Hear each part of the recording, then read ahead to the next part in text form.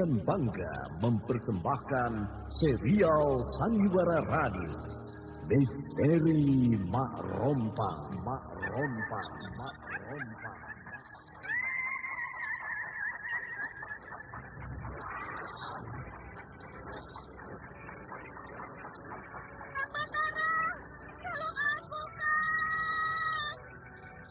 Cepat kemari, Wulan. Mak Rompang, kisah bangkitnya kembali setiap 200 tahun. Seorang anak manusia yang dapat berganti wajah dan wujud. Terkadang menjadi seorang gadis cantik teramat cantik.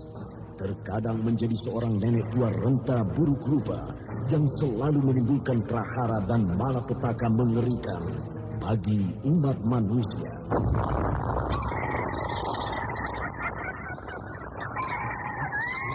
Bahaya, kita dalam bahaya. Sini, cepat tinggalkan tempat ini.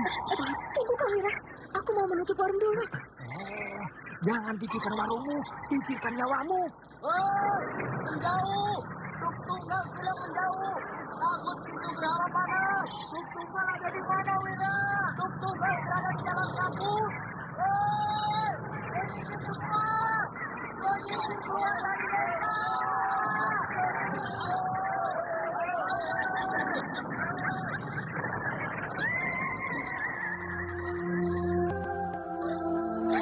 Kang Batara bicara sungguh-sungguh.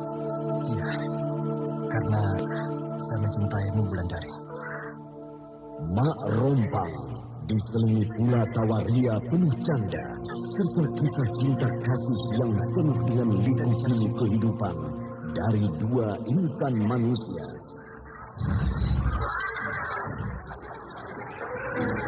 Awas tindakanmu, Wulandari!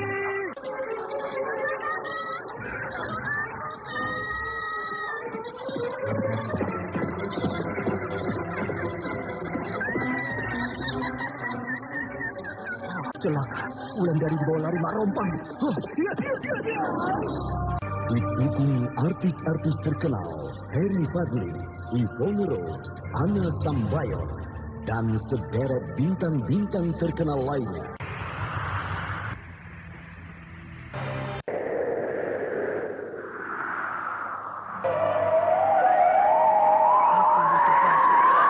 Baik, permintaanmu aku penuhi. Karena aku sudah hadir di dunia ini. Terima kasih, Mak Rompang. Ikutilah episode kelima, Penunggu Karang Bolong. Penunggu Karang Bolong. Penunggu Karang Bolong. Penunggu Karang Bolong.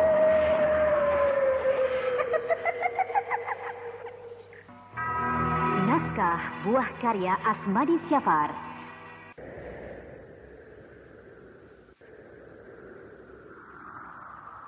Seri yang ke-25 ini didukung oleh Eli Burhan sebagai Nyi Sepi, Yvonne Rose sebagai Wulandari, Cika sebagai Aning, Heris Tionos sebagai Kimujur, Lili Nur Indasari sebagai Gandini, dan pembawa cerita Neni Sumardi.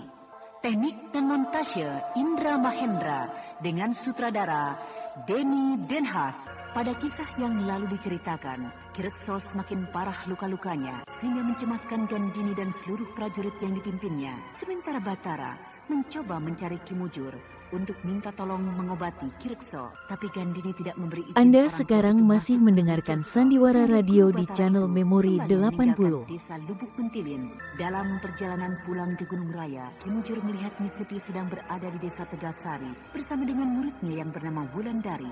Kimujur memperhatikan gerak-gerik Nyi Sepi. Sementara di kejauhan terdengar bunyi kereta kuda Mak Rompang di tengah malam yang sepi itu.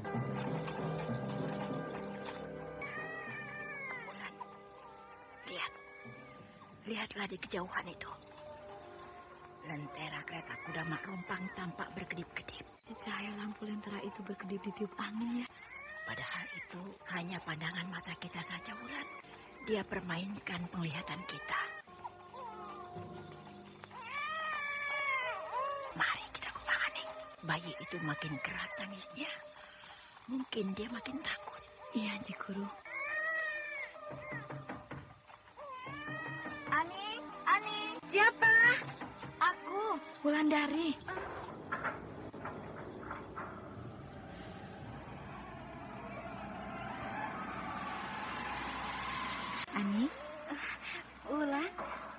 datang lagi kemari? Iya, bersama dengan nenekku. Nenek, silakan masuk, Nek. Iya. Yang menangis itu bayimu? Iya, Nek. Diam, sayang. Diam ya. Kau mau apa? Ini ibumu, Nak. Boleh aku lihat kenapa sebabnya bayimu menangis, Ani? Boleh, Nek. Silahkan. Dia sedang ketakutan, Ani. Ketakutan, Nek? Ya, boleh. Aku obati dia. Boleh, Nek. Diam ya, Nak. Diam ya. Ya. Biarkan saja mereka lewat. Biarkan saja. Tidak usah kamu lihat ya, Nak. Siapa yang lewat, Nek? Siapa yang dilihatnya? Nanti aku ceritakan padamu, Ani. Boleh aku gendong bayimu? Boleh, Nek. Silakan. Mari, sayang ya. Iya. Diam, sayang ya. Tidak usah takut. Kau ini kini ada dalam gendonganku ya.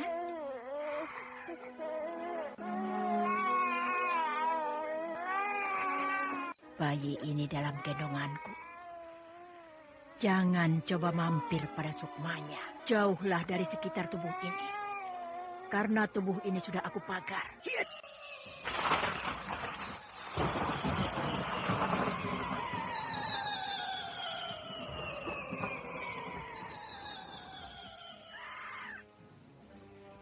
Pergi akhirnya binatang-binatang siluman itu. Bagaimana, Nek? Semoga bayimu tidak ketakutan lagi, Ani. Nah, lihatlah. Bayimu berhenti menangis perlahan-lahan. Iya, kini dia benar-benar diam, Nek. Gendonglah. Terima kasih, Nek. Mari, sayang. Mari Ibu gendong. Siapa nama bayimu ini, Ani? Sudana. Karena dia disembuhkan oleh seorang petapa. Bolehkan aku beri tambahan nama bayimu ini? Nenek, seorang petapa? Iya. Aku bertapa untuk mendekatkan diri pada Sang Pencipta. Apa nama tambahan untuk Sudana ini, Wulan? Tapa. Jadi namanya Tapa Sudana. Tapa Sudana. Nama anakku menjadi lebih bagus. Cuma hati-hatilah. Jangan sering-sering kau bawa keluar anakmu ini ketika hari menjelang senja. Dan terutama kalau burung-burung gagak tadi melintas terbang di atas wuwungan rumahmu. Iya, Nek. Terima kasih. Bapakmu mana, Ani? Kirambat sedang pergi meronda malam ini. Itu sebabnya saya cemas tinggal sendiri. Duduklah, Nek. Tempatku cuma begini. Iya. Dan maaf juga, Bapak Sudana tidak ada di rumah. Aku sudah tahu kisah tentang Bapak Sudana. Aku ikut sedih mendengarnya. Tapi tidak apa-apa. Semoga anak ini kelak bisa menjadi tumpuan hidupmu. Masuklah. Jangan berdiri di halaman rumah seperti itu. Ada siapa, Nek? Tenang, tidak apa-apa. Masuklah. Aduh, Gusti. Apa lagi yang akan terjadi? Tenang. Tidak ada bahaya apa-apa. Perasaanmu benar-benar tajam, Nyi Sepi. Aku sudah menduga. Pasti kau yang mengikuti aku dan Wulandari sejak tadi. Aku sendiri tidak tahu kalau Ki Mujur ini mengikuti kami sejak tadi. Nyi Guru sungguh tajam perasaannya. Nah, apa yang akan kau sampaikan pada kami, Ki Mujur? Desa Lubuk Mentilin hancur lebur tadi malam. Desa itu diserang oleh kekuatan aneh yang sudah lama kita kenal. Mak Rompang maksud Ki Mujur? Iya, Mak Rompang. Sudah bangkit rupanya perempuan itu. Bahkan kekuatan perempuan itu sekarang sedang pada tingkat yang sangat ganas. Biasanya, bila dia berada pada tingkat ganas seperti itu, berarti juga dia berada pada tingkat birahi yang tinggi. Maksudmu? Kita bisa mengalihkan keganasannya pada urusan yang lain. Kita harus umpankan seseorang yang diminatinya, sehingga dia lupa untuk menghancurkan seluruh apa yang ada di dekatnya. Aku belum pernah mendengar hal semacam ini, Nyisapi. Memang betul, karena yang tahu itu hanya kakekku, Ki Pandai Urat, dan aku. Bagaimana kalau kita hadapi saja dia, Nyi Guru? Menghadapi dia dalam saat seperti sekarang ini, sama juga kita bunuh diri. Iya, Wulan. Mak Rompang dalam keadaan sangat ganas bila dilihat tanda-tandanya. Aku tidak mengerti pembicaraan mereka. Aku tidak tahu siapa kedua orang tua ini. Aku tidak tahu siapa itu Mak Rompang. Tapi rasanya kedua orang tua ini adalah orang-orang yang berilmu tinggi. Jadi, kita harus umpankan seseorang untuk menjadi kekasihnya. Ya. Siapa yang mau? Kalau akibatnya bagi orang itu adalah kematian. Tidak. Laki-laki yang akan jadi kekasihnya tidak akan dibunuhnya. Paling-paling kalau dia sudah bosan, dia tinggalkan begitu saja. Nah, dalam keadaan seperti itu, baru kita serbu dia. Kita serbu? Ya. Hah, kau belum jerah juga, Nyi Sapi. Lihat, tangan kirimu putus karena kita menghadapinya dulu. Itu karena kesalahanku. Aku menghadapinya karena tidak menahan keinginanku untuk mengalahkannya. Tapi kini kita pakai cara ini. Semoga kita akan berhasil. Kau yakin dengan cara seperti ini, Nyi Sapi? Yakin, Ki Mujur. Mak Rompang bila sudah menjalani masa genitnya, maka dia sudah tidak punya kehebatan lagi. Paling-paling kehebatannya tinggal separuh. Baik, kini pergilah kau ke desa Lubuk Mantilin. Buat apa? Buat melihat desa yang hancur lebur itu? Bukan, tapi kau ke sana untuk menolong kepala desa itu. Dia sedang terluka parah terkena serangan Mak Rompang. Namun yang sulit, bila kita menemuinya, anak gadisnya yang bernama Gandini tidak memberikan kita masuk. Kalau begitu tidak usah ditolong. Biarkan saja bapaknya mati perlahan-lahan. Kita harus menolongnya. Bagaimana harus menolongnya? Kalau anak gadisnya saja sudah begitu. Itu kan sudah wajar, Nyi Sapi, karena Gandini tidak kenal padaku. Anda sekarang masih mendengarkan Sandiwara Radio di channel Memori 80. Apalagi seperti itu. Dia menganggap semua orang yang tidak dikenalnya adalah musuh bapaknya. Sudahlah. Lebih baik kita hadapi Mak Rompang saja.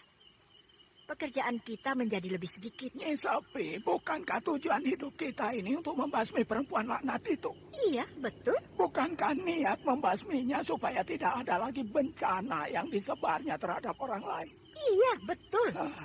Kini bencana itu sudah disebarnya pada orang lain. Apa salahnya kita tolong orang itu?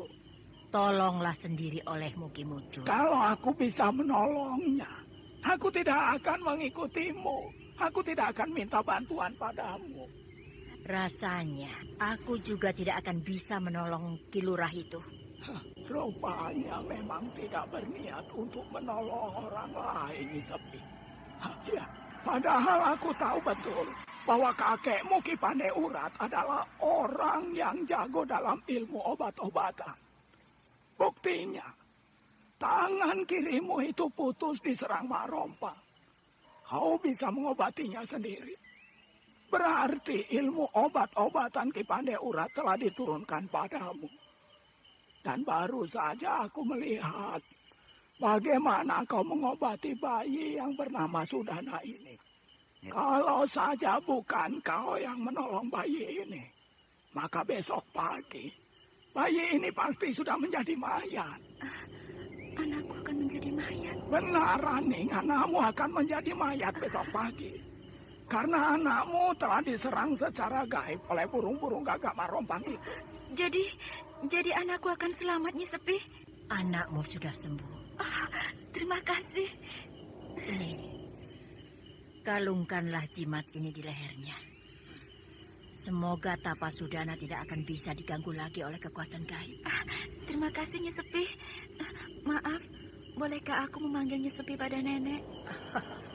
Boleh, karena itu memang panggilanku. Terima kasih.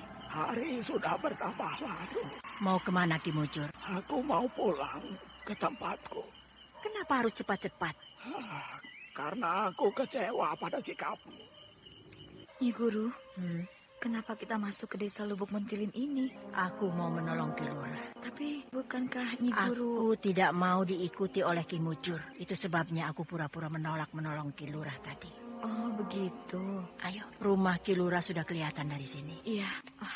Desaku ini sudah porak-poranda, seperti diserang angin badai. Lihat, anak gadis Ki Lurah itu sudah menghadang kedatangan kita. Iya. Matanya pakai mata elang. Iya, apalagi melihat Wulandari. Iya, dia memang tidak suka padaku. Mau kemana? Mau menemui bapakmu, Gandini. Gandini, kau tahu namaku? Bukankah kita pernah bertemu dulu? Di mana? Di desa ini, 1 tahun yang lalu. Itu sebabnya aku tahu namamu. Iya, aku ingat. Tapi maaf, Ki Lurah tidak bisa diganggu. Aku datang kemari bukan untuk mengganggu Ki Lurah, tapi untuk menolong nyawanya. Maaf, Ki Lurah sedang sakit, tapi tidak membahayakan nyawanya. Kalau kau tidak percaya, lihatlah ke dalam. Pasti Ki Lurah sedang dalam bahaya. Ah, Nenek jangan menakut-nakuti aku. Aku tidak menakut-nakutimu, tapi lihatlah sendiri. Maaf, Gandini. Ada apa? Sakit Ki Lurah bertambah parah. Hah? Betul kan kata-kataku? Kok Nyi Guru tahu? Paling lama, orang hanya bisa bertahan 3 hari bila kena serangan Mak Rompang. Itu pun orang-orang yang berilmu tinggi. Kalau orang biasa, pasti sudah meninggal ketika kena serangan itu. Marilah ikut aku, Nek. Baik. Tapi dia jangan masuk. Hah? Kalau Wulandari tidak boleh masuk, maka aku pun tidak jadi masuk. Dendam Gandini terhadap Wulandari masih membara sehingga tidak diizinkannya gadis itu untuk masuk ke dalam rumahnya. Namun kini dia terdiam ketika Nyi Sepi menolak untuk masuk. Bahkan Nyi Sepi dan Wulandari sudah beranjak meninggalkan halaman rumah itu. Aduh, Ki Lurah pingsan. Ya, bahkan Ki Lurah sudah tidak bergerak. Kaki Ki Lurah sudah dingin. Aduh, tolong panggil perempuan tadi kemari. Nenek-nenek yang bersama dengan Wulandari tadi. Iya. Apakah dia bisa mengobati Ki Lurah? Panggil cepat, jangan banyak tanya. Iya. Bagaimana kalau bapakku meninggal? Jangan berpikir begitu dulu. Oh, Kang Batara? Aku percaya Ki Lurah masih bisa ditolong. Jangan pegang bapakku. Kau masih dendam padaku, Gandini? Aku tidak mau bapakku dipegang. Berarti kau masih dendam padaku. Sedangkan aku tidak pernah punya rasa dendam apa-apa pada dirimu. Tanya saja sendiri. Aku tidak mengerti apa yang kau maksudkan, Gandini. Kang Batara bukanlah laki-laki yang aku kira dulu baik. Kang Batara laki-laki yang tidak punya rasa tanggung jawab, tidak punya rasa kasihan. Oh, begitu. Aku memang beberapa hari ini meninggalkan tugasku di desa ini. Tapi bukan berarti aku tidak punya rasa kasihan. Laki-laki ini tidak mengerti bahwa tanggung jawab yang aku maksudkan adalah tanggung jawab terhadap diriku. Karena dia kini menjadi suami perempuan yang bernama Aning. Tidak pernah punya rasa kasihan pada diriku yang telah mencintainya sejak dulu. Bahkan mungkin sejak masih kanak-kanak. Baiklah. Untuk itu aku minta maaf kalau kau anggap aku tidak punya tanggung jawab.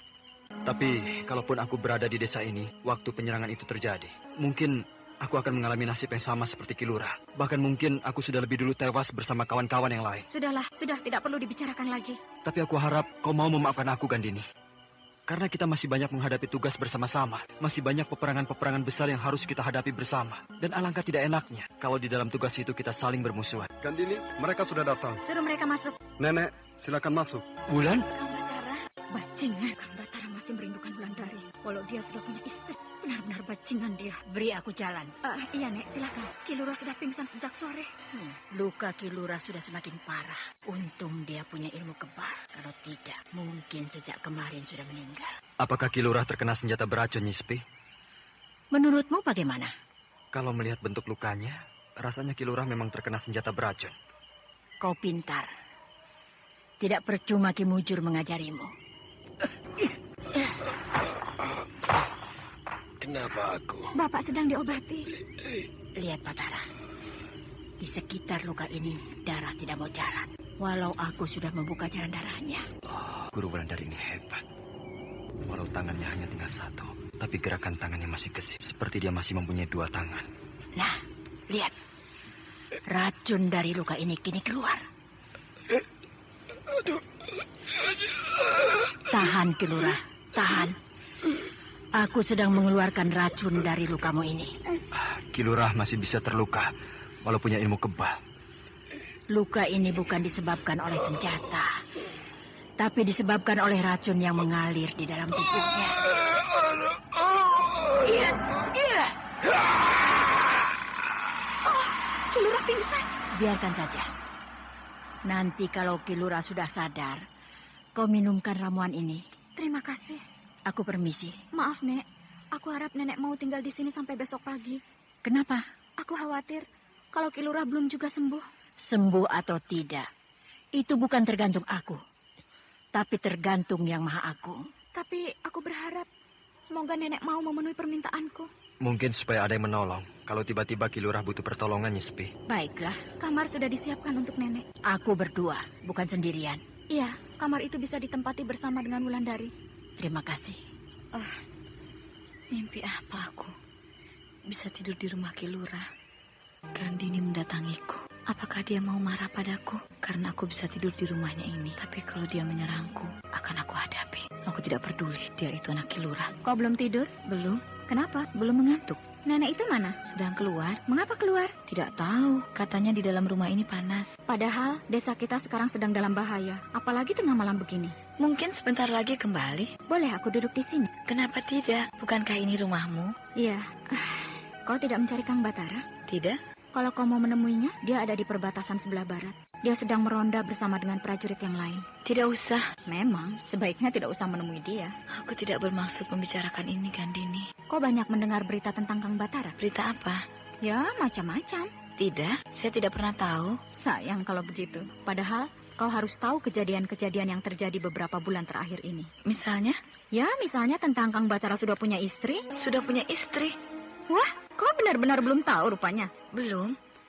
Siapa istri Kang Batara? Wah, bahkan istrinya itu sudah melahirkan anak mereka yang pertama. Oh, siapa nama istrinya itu, Gandini? Aning, tinggal di desa Tegalsari. Kau sudah tahu rupanya? Kalau perempuan yang bernama Aning, saya sudah tahu. Ya, itulah istrinya. Kau salah duga, Gandini. Salah duga? Iya. Itu bukan istri Kang Batara, tapi hanya orang yang pernah ditolong Kang Batara sewaktu perempuan itu hamil.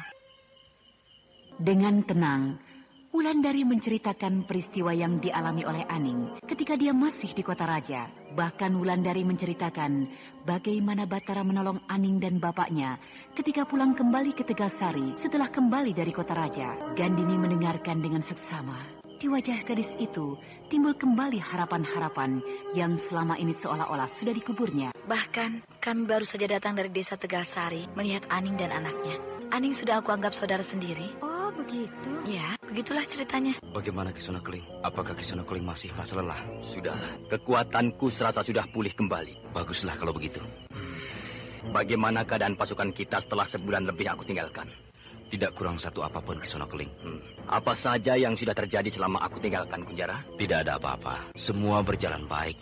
Jadi tidak ada hal yang penting? Tidak ada Kisono Keling. Kau bohong Kunjara. Bohong. Kau membohongi aku. Padahal ada tawanan penting yang kau lepaskan. Siapa yang sudah melaporkan kejadian itu pada Kisono Keling? Ada tawanan penting yang telah kau lepaskan, bukan? Iya Kisono Keling. Kenapa tidak kau laporkan padaku? Kenapa? Saya ingin melaporkan kejadian itu, tapi saya takut mengganggu kesehatan Kisono Keling. Jadi kau anggap aku menderita sakit setelah pulang dari Karangbolong itu? Tampaknya memang begitu, Ki. Walau aku sakit sekalipun, aku harus tahu kejadian-kejadian yang terjadi selama aku tinggalkan. Baik Kisono Keling. Sebulan yang lalu, ketika Kisono Keling pergi ke kerajaan Karangbolong, kita berhasil menangkap seorang perwira kerajaan Darmasraya. Batara? Iya, betul Kisono. Pasti sudah ada yang melaporkan kejadian itu pada Kisono Keling. Lalu? Sebagaimana tradisi kita, dia saya bebaskan setelah dia memenangkan perang tanding melawan saya. Bodoh! Bodoh! Dia itu adalah orang yang paling mengganggu gerak maju pasukan kita. Sehingga dia harus kita musnahkan dari muka bumi ini, Kunjara. Tapi setelah berada di dalam kekuasaan kita, seenaknya saja kau lepaskan. Bukankah itu kebiasaan yang Kisono Keling ajarkan pada... Diam kau! Itu kebiasaan yang tidak pernah dipakai dalam perang besar seperti ini. Andai saja dia kau gantung ketika itu, maka Lubuk Mentilin akan dengan mudah kita kuasai. Tapi kini, perwira yang bernama Batara itu sudah bisa menghina aku. Dia bertemu dengan aku 3 hari yang lalu di sebuah hutan. Walau aku sangat letih, Kunjara, tapi aku sudah siap mengadu nyawa dengan dia. Namun dengan penuh ejekan, dia melepaskan aku. Dia anggap aku sudah tidak sanggup melawan dia. Dia mengatakan bahwa dia pernah pula dilepaskan olehmu, sehingga dia membalas hutang nyawa itu padaku. Penghinaan! Ini penghinaan terhadapku, Kunjara. Ini penghinaan terhadap kita semua, tahu? Ya, Kisono Keling. Sekarang saya sadar bahwa itu merupakan kesalahan saya. Ini panggil Kisabrang. Panggil! Bawa laki-laki itu kemari, karena dia telah menipu aku. Baik, Kisono Keling. Kunjara berlari mencari Kisabrang di sekitar perkemahan pasukan mereka. Sementara Kisono Keling sudah siap dengan sebilah keris untuk dihunus di hadapan Kisabrang. Kisono Keling memanggil saya. Duduklah di hadapanku sebagaimana lazimnya menghadap pada seorang perwira kerajaan Singasari. Iya, baik. Tampaknya Kisono Keling sedang menahan marah. Sebentar lagi akan aku umbar kemarahanku ini di hadapan Ki Sabrang. Apakah kemarahan Ki Sono Keling itu ditujukan pada saya? Ya, aku belum puas. Kalau kerisku ini nanti belum bermandikan darah Ki Sabrang. Apa salah saya, Ki Sono Keling? Kau telah menipuku, Ki Sabrang. Aku paling benci orang yang suka menipu diriku. Menipu? Apa yang telah saya tipu? Bagaimana saya menipu Ki Sono Keling? Kau tinggalkan aku di istana Ratu Nyai Kemungtung dengan harapan agar saya bisa berkenalan lebih dekat dengan Kanjeng Ratu, agar saya bisa mendapat bala bantuan pasukan dari kerajaan Karangbolong. Tapi apa nyatanya? Apa? Aku menjadi sengsara selama sebulan lebih. Aku terdampar di pantai Karangbolong berhari-hari, sehingga aku terpaksa tinggal di rumah seorang nelayan karena aku tidak tahu jalan pulang kemari. Tapi itu bukan kesalahan saya, Ki Sono Keling. Saya tidak merasa telah menipu Ki Sono Keling. Diam kau! Jangan Ki Sono Keling. Jangan bunuh saya. Aku tidak punya pilihan lain, Ki Sabrang, kecuali menghabisimu. Saya telah banyak membantu pasukan Ki Sono Keling. Bahkan tadi malam pun saya telah menyerang dan menghancurkan desa Lubuk Mentilin. Kau mulai lagi menipuku dengan cerita-cerita mulukmu. Betul, Ki Sono Keling. Saya tidak bohong.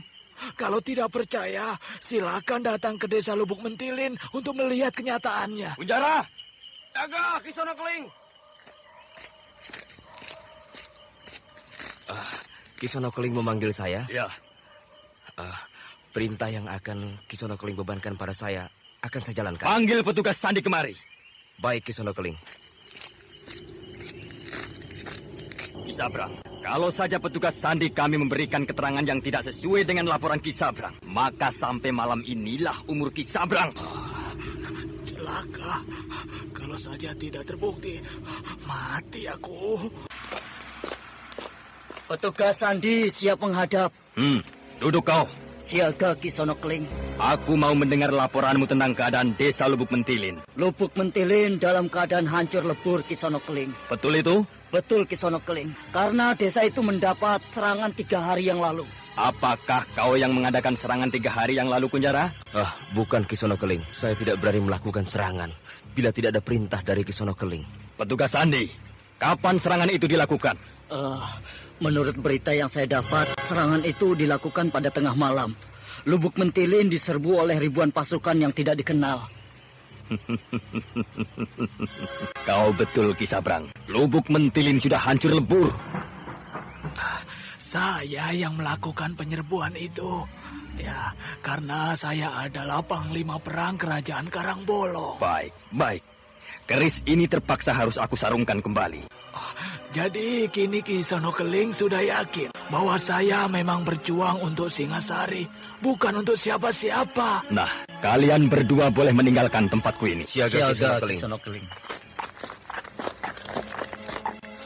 Nah, Ki Sabrang, kini kita tinggal berdua. Iya, kita tinggal berdua.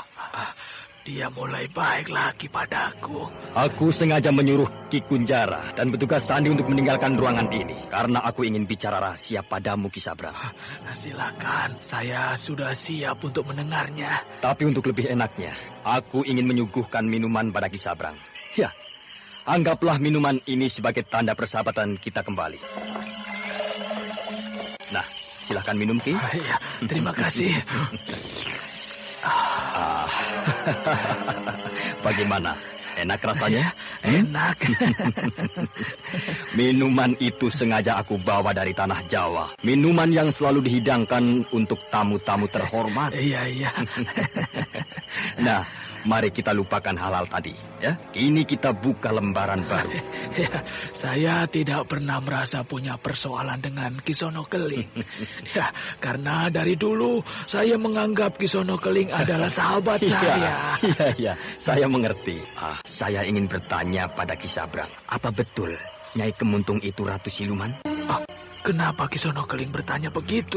Orang-orang di Pantai Karangbolong mengatakan begitu pada saya. Sebenarnya tidak begitu, Kisono Keling. Orang-orang di Pantai Karangbolong itu sangat menghormati Nyai Kemuntung, sehingga mereka menganggap Nyai Kemuntung adalah sakti. Bahkan mereka menganggap Nyai Kemuntung setengah dewa, sehingga kadang-kadang mereka menganggap Nyai Kemuntung seperti Ratu Siluman. Tapi kenapa istana Nyai Kemuntung itu tidak tampak? Bukankah artinya istana itu juga istana siluman? Kisono Keling, Ratu Nyai Kemuntung itu teramat sakti, sehingga bisa saja dia berbuat sekehendak hatinya. Apa betul begitu, Ki? Jadi Kisono Keling belum juga percaya kalau Ratu Nyai Kemuntung itu sakti? Ya, setengah percaya. Biasanya Ratu Nyai Kemuntung tahu kalau kita sedang membicarakannya. Betul begitu? Nantilah Kisono Keling akan bisa buktikan sendiri.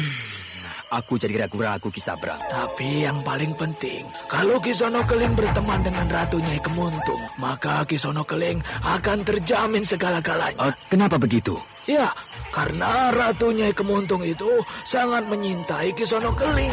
Maaf Kisono Keling, saya mau melaporkan sesuatu. Ada apa? Ada seorang perempuan muda ingin bertemu dengan Kisono Keling. Perempuan mana malam-malam datang kemari? Saya tidak tahu Kisono Keling. Aku hanya takut. Jangan-jangan dia itu mata-mata musuh. Tapi rasanya tidak Kisono Keling. Siapa namanya? Dia tidak mau memberitahukan namanya, tapi dia memberikan ini sebagai lambangnya. Bunga kambuja. Mak Rompang datang kemari. Di mana perempuan itu sekarang di Kunjara? Sedang menunggu di regol perkemahan. Tinggal menunggu perintah Kisono. Suruh dia masuk. Baik Kisono Keling. Ki Sabrang, siapa kira-kira yang datang itu? Saya tidak tahu, Kisono. Ini perempuan yang mau bertemu dengan Kisono Keling. Kanjeng Ratu. Iya. Tinggalkanlah kami bertiga Ki Kunjara. Baik Kisono Keling. Maaf, kalau kedatanganku mengganggu kalian berdua. Tidak. Justru kami tadi sedang membicarakan Kanjeng Ratu. Aku sudah tahu apa yang kalian bicarakan. Kalian membicarakan tentang kerajaanku, bukan? Dan kau, Kisono Keling, kau tidak percaya kalau aku perempuan sakti, bukan? Sehingga kau lebih percaya kalau aku ini adalah Ratu Siluman. Dia tahu semua yang aku bicarakan dengan Ki Sabrang. Betul kan Kisono Keling? Betul kan kataku? Ratu Kemuntung tahu semua apa yang kita bicarakan. Iya. Kau sudah dengar dari Ki Sabrang tentang aku semua, kan?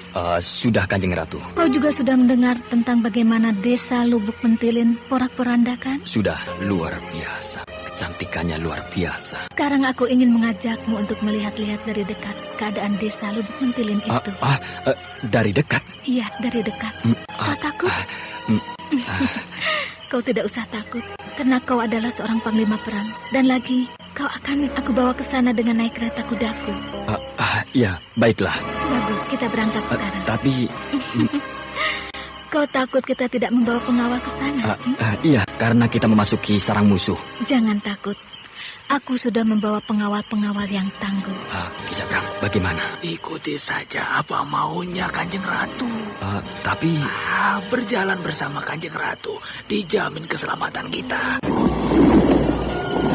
Marilah, sebelum hari menjelang pagi. Baik. Dan kau, Ki Sabrang, tetaplah di sini, karena aku ingin berdua dengan Kisono Keling. Baik, Kanjeng Ratu. Mari. Kereta kudaku sudah menunggu di luar perkemahan ini. Iya. Kisono Keling berjalan bersama dengan Kanjeng Ratu Nyai Kemuntung. Sementara para prajurit Singosari tidak melihat mereka. Yang tampak hanyalah Ki Sabrang berdiri di depan kemah, memperhatikan keduanya berjalan menuju kereta kuda yang sudah menanti. Kini Kisono Keling pergi bersama Nyai Ratu Kemuntung untuk melihat desa yang sudah porak-poranda itu. Kisono Keling menaiki kereta kuda Nyai Ratu Kemuntung yang tidak lain adalah Mak Rompang.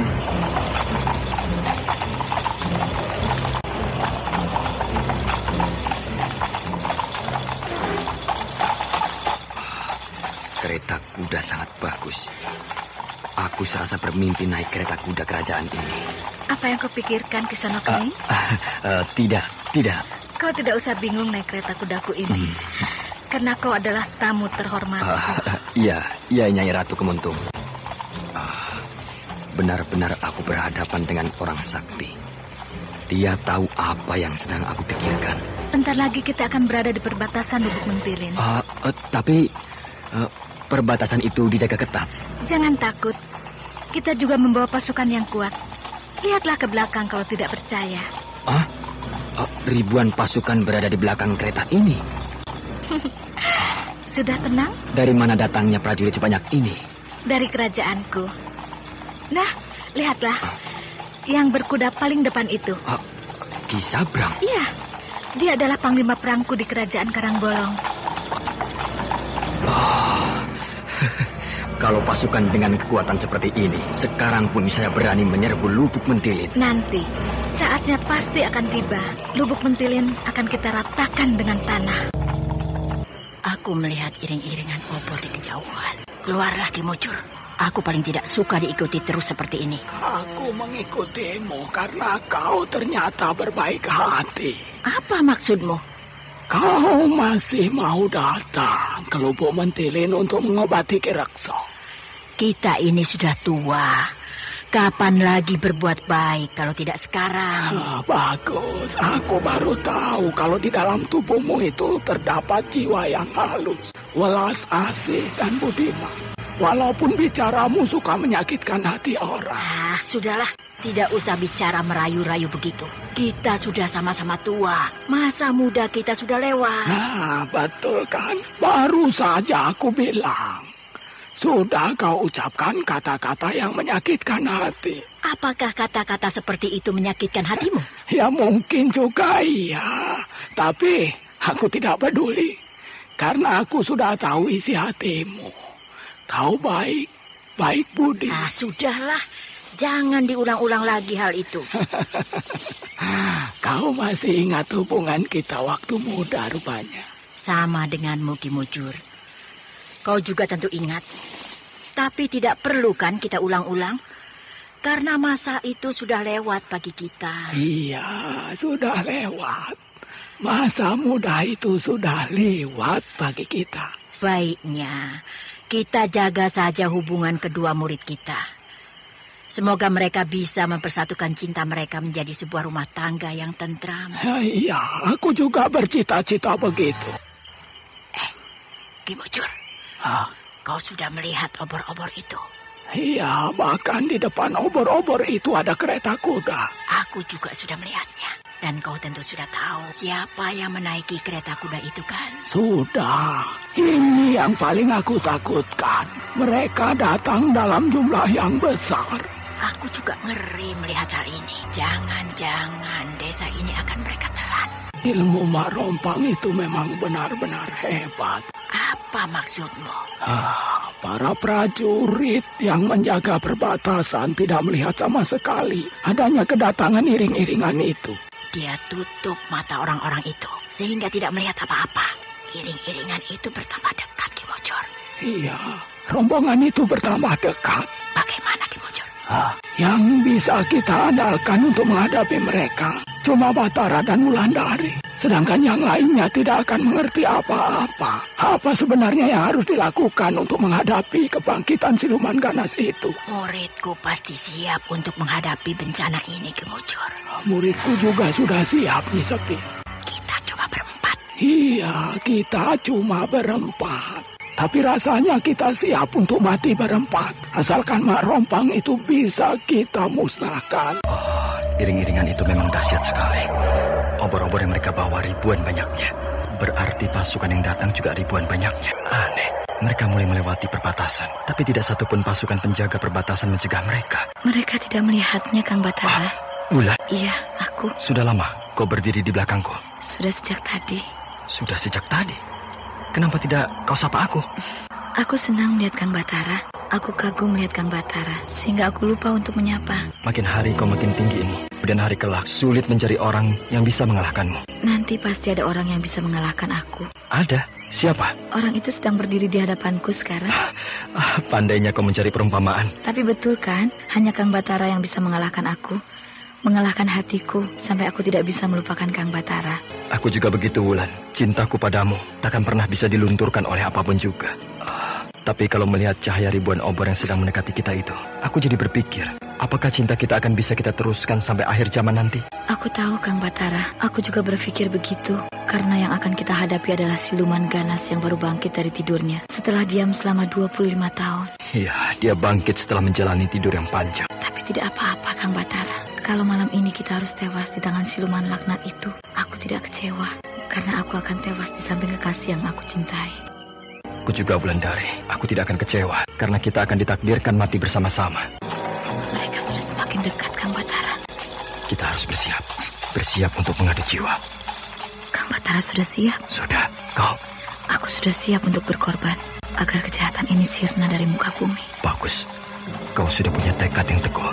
Mari kita saling berpegangan tangan. Karena nanti kita tidak akan sempat lagi untuk saling menggenggam. Iya. Tangan kau dingin, Wulan. Kau takut?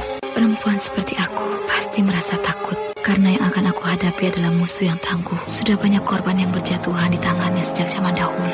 Iya. Tapi kuatkan hatimu. Jangan takut. Hilangkan rasa takutmu. Iya, aku tidak melihat Nyi Guru sejak tadi. Aku ada di belakangmu, Wulan. Nyi Guru. Dan juga aku berada di belakangmu, Batara. Ki Guru, maafkan kami berdua. Karena kami tidak mengetahui kedatangan Ki Guru dan Nyi Guru. Sejak kapan kau aku angkat menjadi muridku? Sehingga kau panggil aku dengan sebutan Nyi Guru. Maaf, Nyi Guru. Saya sudah berguru secara tidak sengaja pada Nyi Guru. Ketika melihat bagaimana cara Nyi Guru menghentikan jalan darah Ki Rekso. Lalu saya juga melihat bagaimana cara Nyi Guru mengeluarkan racun dari dalam tubuh Ki Rekso. Jadi? Saya sudah coba pada diri saya. Bagaimana cara menghentikan jalan darah untuk pengobatan. Iya, saya berhasil, Nyi Guru. Yang belum bisa hanya bagaimana meramu obat yang Nyi Guru berikan pada Ki Rekso. Muridmu hebat, Ki Mujur. Sudah pandai dia mencuri ilmuku. Seharusnya kau berikan padanya secara baik-baik, Nyi Sepi. Sehingga dia tidak akan mencuri lagi. Guru dan murid sama saja. Nyi Guru, kereta kuda itu akan melintas di hadapan kita. Bersiaplah kau, Wulandari. Iya, Nyi Guru. Lepaskanlah tangan kekasihmu itu. Maaf, Nyi Guru. Batara, kalian sudah bersumpahkan sehidup semati kan tadi? Iya, Ki Guru. Cuma kami jadi malu karena guru berdua mengetahuinya. Aku malah senang melihat kalian bisa bersumpah setia seperti tadi. Karena semasa mudaku dulu, aku tidak pernah mengalami hal yang seperti kalian lakukan. Maaf, Ki Guru. Kami tidak tahu kalau Ki Guru berdua ada di samping kami. Kalau kami tahu, kami tidak akan melakukan hal seperti tadi. Sudahlah, kalian tidak usah malu-malu. Apa yang kalian lakukan, itu pertanda ketulusan hati kalian berdua. Nyi Guru, kereta kuda itu berhenti di depan kita. Nah, kalian lihatlah. Perempuan cantik yang duduk di dalam kereta kuda itu adalah Mak Rompang. Mak Rompang? Itu rupanya wajah Mak Rompang di waktu mudanya. Mak Rompang sangat cantik. Wajahnya cantik, tapi hatinya iblis. Mana pasukan obornya tadi? Itu menunggu di kejauhan. Siapa laki-laki di dalam kereta kuda itu? Mungkin kekasihnya, Nyi. Kereta Mak Rompang berhenti tidak jauh dari keempat orang itu bersembunyi. Dua kekuatan besar yang saling bermusuhan sejak turun-temurun kini sudah berhadapan. Kini tinggal waktunya saja kapan kekuatan itu akan bertemu. Keempat orang guru dan murid itu tampaknya sudah bersiap untuk berjuang hidup dan mati. Berjuang mempertahankan tanah kelahiran mereka. Berjuang untuk membalaskan dendam para leluhur mereka. Mengapa mereka berhenti di hadapan kita, Nyi Sepi? Mungkin mereka sudah tahu kehadiran kita di balik semak-semak ini. Bagaimana kalau kita serang lebih dahulu mereka, Nyi Guru? Jangan cari perkara. Lebih baik kita tunggu apa mau mereka. Batara, kau mau kemana? Mau menghadang dari sana, Ki Mujur? Tidak usah, Batara. Jangan bergerak lagi. Nanti mereka melihat gerakanmu. Tapi penumpang kereta itu tidak memperdulikan kita, Ki Mujur. Mereka tampaknya asik bicara. Mak Rompang itu asik bicara dengan laki-laki di dalam kereta itu.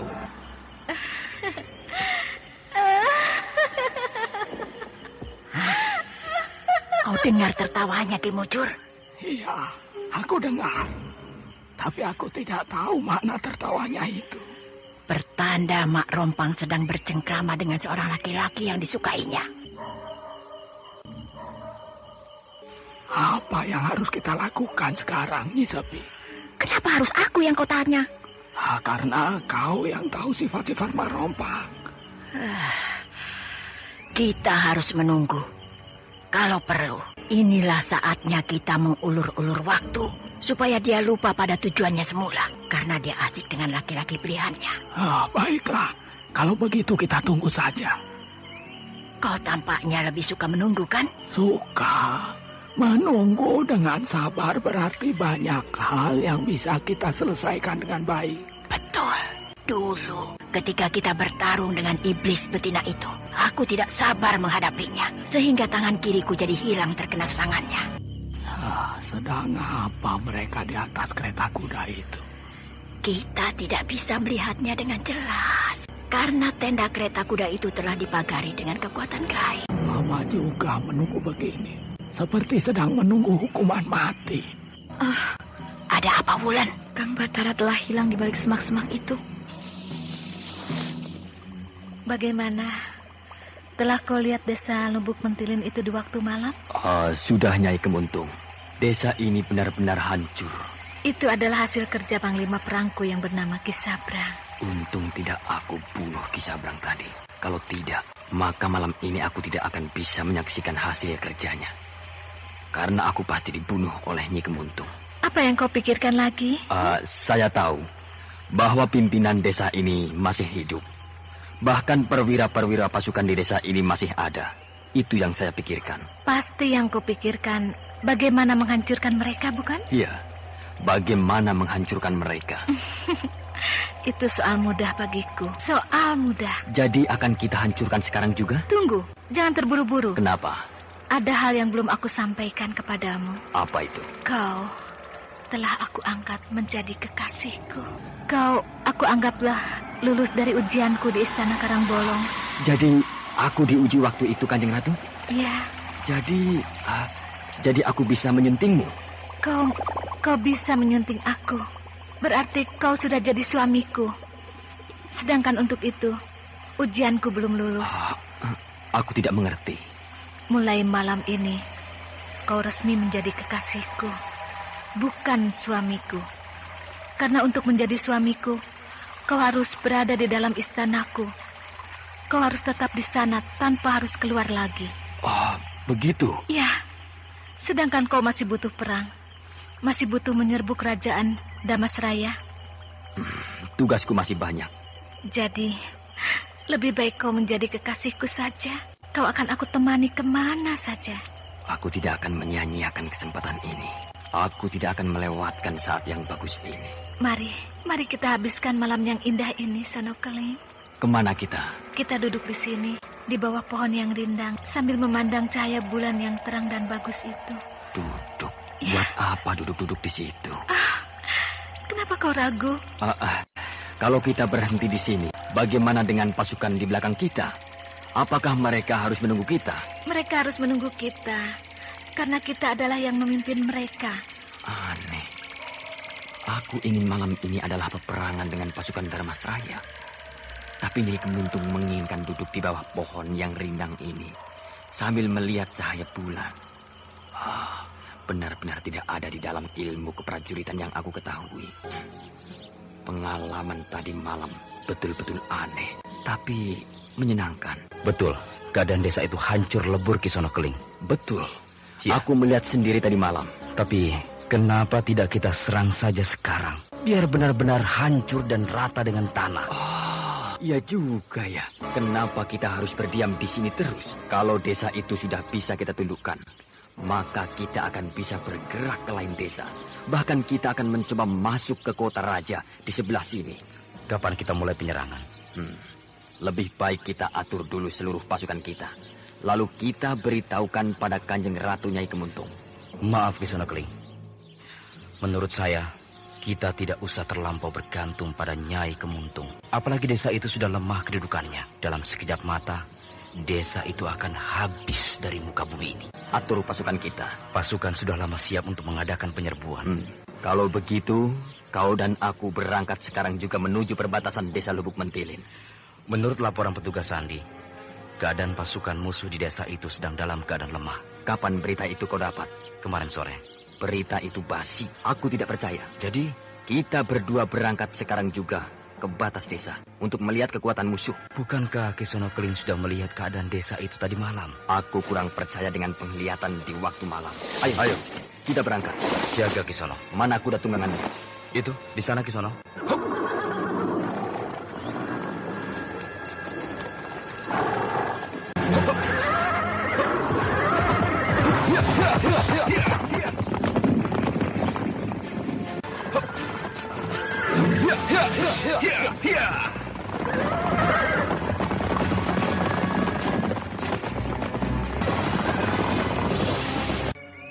Kang Batara! Buat apa lagi dia memanggil aku? Apakah Ki Lurah bertambah parah sakitnya? Kang Batara? Ada apa Gandini? Boleh saya mengganggu Kang Batara pagi ini? Ya, kalau soalnya penting, apa salahnya? Apakah Kang Batara tidak Anda tidur sekarang semalam? masih mendengarkan Sandiwara ronda Radio malam. di channel Memori 80. Tapi boleh kan saya mengganggu sebentar? Boleh. Saya mau minta maaf atas sikap saya beberapa hari ini pada Kang Batara. Oh, itu. Soal itu sudah lama saya maafkan. Baiklah, saya permisi dulu. Kang Batara mau kemana? Mau tidur? Tapi apakah... Ada berita penting? Iya. Apa? Ki Lurah? Iya, Ki Lurah. Kenapa Ki Lurah? Ki Lurah. Kenapa Ki Lurah Gandini? Tambah parah sakitnya? Ayo bicara, biar aku lihat Ki Lurah. Kang Batara, tunggu! Ada apa lagi Gandini? Ki Lurah tidak apa-apa. Maksudmu? Ki Lurah sudah mulai sehat. Kau membuat aku cemas saja. Saya tenang melihat Kang Batara cemas. Karena Kang Batara bertambah gagah kalau sedang cemas. Ada-ada saja kau. Bagaimana kalau kita duduk dulu di sini, Kang? Maaf Gandini. Saya benar-benar mengantuk. Saya harus pulang sekarang juga. Saya harus istirahat sekarang juga. Kalau nanti sore bagaimana? Nantilah, kalau keadaan tidak berbahaya. Orang membuat aku menjadi bertambah gemas sampai aku harus bisa mendapatkan dia.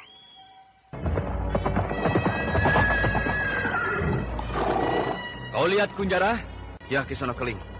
Desa itu tidak begitu hancur. Bahkan keadaannya hampir seperti tidak terjamah oleh peperangan. Iya, keadaannya biasa-biasa saja. Hanya ada beberapa tempat yang porak-poranda. Tidak seperti apa yang aku lihat. Semuanya seperti desa yang sudah tidak berbentuk lagi. Aku juga tidak mengerti, Kisono Keling. Kenapa sekarang keadaannya seperti ini? Kita berhenti di sini. Kita tidak bisa terlampau dekat. Penjagaan perbatasan mereka sangat kuat. Betulkan apa yang aku perkirakan, Kunjara? Kalau saja kita mengadakan penyerbuan pagi ini, maka kita akan gigit jari. Ki Kunjara dan Kisono Keling merasa kecewa melihat keadaan perbatasan desa Lubuk Mentilin seperti itu, sehingga mereka tampak seperti dua orang yang sedang memperhatikan kehancuran pasukan mereka, sedangkan gerak-gerik mereka sudah dilihat oleh pasukan pengintai desa Lubuk Mentilin. Mereka belum mendekat kemari. Tapi seharusnya kedua orang Singasari itu sudah kita tangkap. Kita tidak akan mungkin bisa menangkap kedua orang Singasari itu. Karena mereka bukanlah prajurit biasa, tapi mereka adalah dua orang perwira Singasari. Apalagi mereka bukan prajurit biasa. Kita akan mendapat penghargaan bila menangkap mereka. Aku tidak berani. Jangan-jangan malah kita nanti yang akan mati di ujung keris mereka. Penakut kau. Ya, kalau kau berani, cobalah sendiri. Itu Batara. Kemarilah kalian. Kalian sudah memperhatikan kedua orang itu? Sudah. Mau apa mereka berada di perbatasan kita? Bagaimana kalau kita tangkap saja mereka? Tidak bisa. Mereka bukan berada di wilayah kita. Itu juga bukan wilayah mereka. Iya, itu namanya daerah tak bertuan.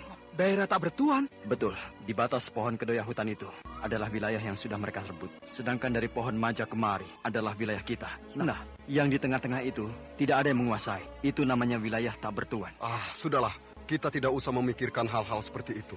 Aku menghormatinya, karena mereka itu adalah satria-satria yang tahu aturan peperangan. Kalian tahu, yang menunggang kuda coklat itu bernama Ki Kunjara. Dia salah seorang perwira andalan Singasari. Nah, dengan dialah aku melakukan perang tanding. Aku dapat mengalahkannya, sehingga dia dengan segala rasa kesatria mau melepaskan aku dari tawanan mereka. Oh, dia rupanya. Dan lagi, kedua orang itu bukanlah orang sembarangan. Kalau kita mau menangkapnya, kita harus menyusun 20 atau 25 prajurit. Baru salah seorang dari mereka bisa kita tangkap. Tapi kan ada kau, Batara. Iya, tapi aku hanya bisa mengimbangi salah seorang di antara mereka. Sedangkan kalian tidak akan mampu menghadapi salah seorang lagi di antara mereka. Mereka telah melihat kita. Nah, mereka menuju kita. Apakah mereka akan masuk kemari? Kalau mereka berani masuk, maka kita hadang mereka.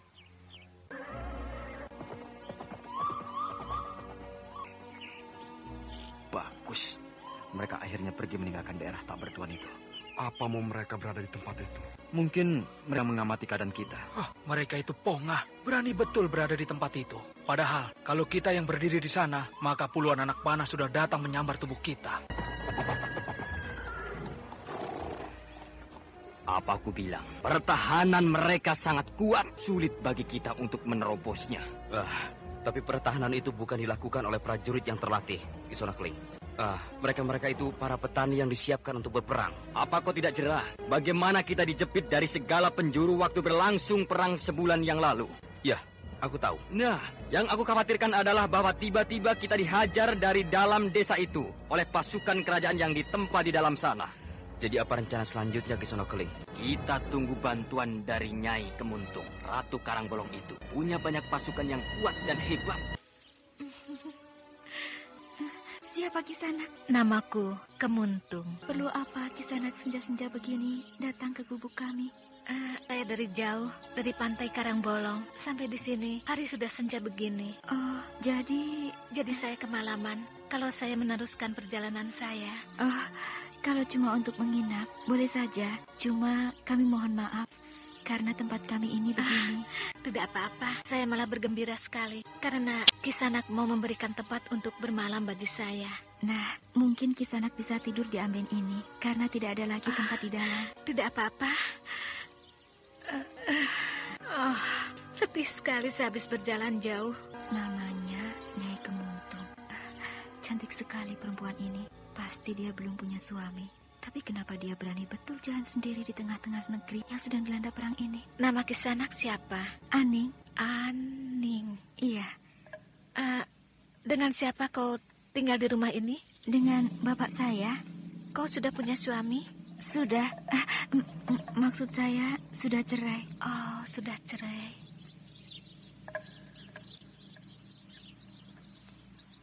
Sebentar saya ambilkan minum.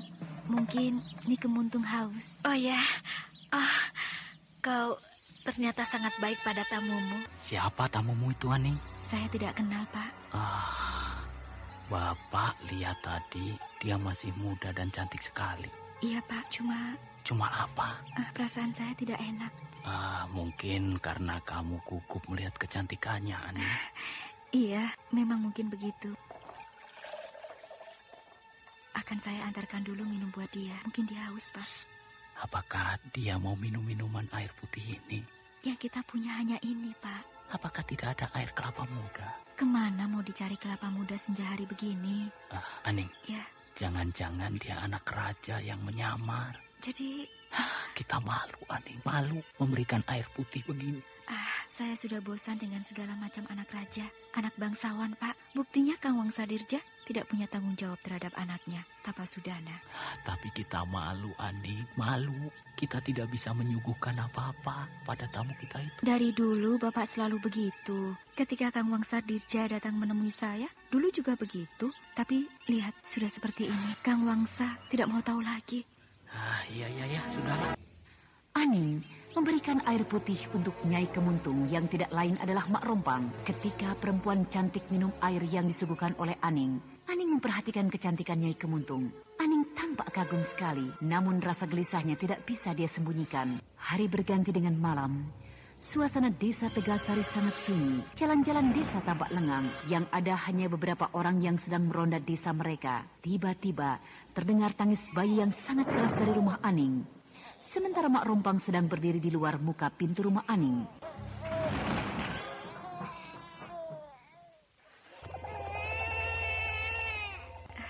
Diam ya sayang, diam ya. Kenapa sayang? Diam sayang, ini ibumu nak. Diam ya, diam. Mungkin anakku ini ketakutan seperti dulu. Aduh, harus kemana aku minta tolong?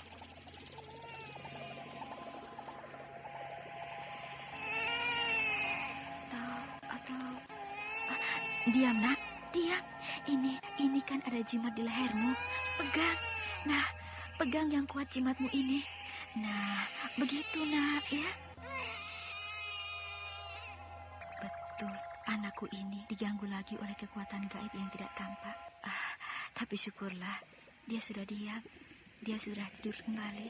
Aning, Aning. Iya, Ni Kemuntung jadi terganggu tidurnya karena bayiku menangis.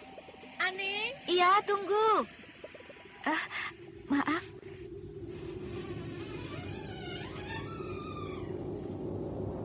Tidur Nyi Kemuntung terganggu karena bayiku menangis. Oh, tidak apa-apa. Aku baru tahu kalau kau punya bayi. Boleh aku lihat? Silakan. Bangun dia. Tidak apa-apa. Sejak tadi dia sudah bangun. Lucunya ya. Siapa nama bayimu ini? Tapasudana. Namanya bagus sekali. Nama pemberian kakeknya. Oh, bahagia ya sudah punya bayi begini. Iya, bahagia. Aku juga ingin punya bayi, tapi sayang belum ada orang yang menjadi suamiku. Masa perempuan secantik Nyi Kemuntung tidak ada orang yang mau? Itulah nasib. Boleh saya gendong bayimu ini? Silakan, tapi hati-hati. Dia itu cengeng. Tidak apa-apa. Saya sudah ingin sekali menggendong bayi. Aduh, lucunya. Aduh. Cepat, ini ambil bayimu. Kenapa? Diam ya, Nak ya. Tanganku seperti terbakar. Terbakar kenapa nih Kemuntung? Apa yang tergantung di leher bayimu itu? Oh, ini hanya jimat penangkal setan. Aduh, tanganku. Tapi saya pegang jimat ini tidak apa-apa nih. Cobalah lagi. Jangan. Aneh perempuan ini. Maaf, aku harus pergi malam ini juga. Malam ini nih? Ya, aku tidak bisa tinggal lama-lama di rumah ini. Apalagi dekat dengan bayimu. Maaf, saya tidak tahu kalau bayi saya bisa mengganggu Nyi Kemuntung. Benar-benar pergi dia. Dia marah padaku. Bagaimana kalau dia itu orang bangsawan? Tentu aku akan ditangkap karena telah menghina anak seorang bangsawan kerajaan. Nyi Kemuntung! Nih! Tidak usah dipanggil dia, Aning. Yang penting anakmu sudah selamat dari bahaya maut. Ada yang bicara di dekat telingaku. Lihatlah, perempuan itu sudah hilang dari halaman rumahmu. Karena dia itu siluman. Aning lama terpaku di tempatnya berdiri sambil menggendong anaknya erat-erat. Sedangkan Nyai Kemuntung sudah hilang di dalam kegelapan malam. Yang tampak hanya kelap-kelip lampu lentera kereta siluman itu di kejauhan. Nah, saudara pendengar, bagaimanakah kelanjutan kisah ini? Untuk mengetahui jawabannya, ikutilah lanjutan kisah Mak Rompang dalam episode ke-6. Demikianlah tadi serial Sandiwara Radio Misteri Mak Rompang episode kelima Penunggu Karang Bolong dipersembahkan oleh Denhas Adia Suara bekerja sama dengan PT Sinar Effendi Murni, produsen tablet obat kuat Aladina, obat terlambat bulan Menpas Kapsul, tablet obat kuat dan pegalimu Duta Rema, dan jamu godok Cap Gorilla. Terima kasih atas perhatian Anda. Sampai jumpa.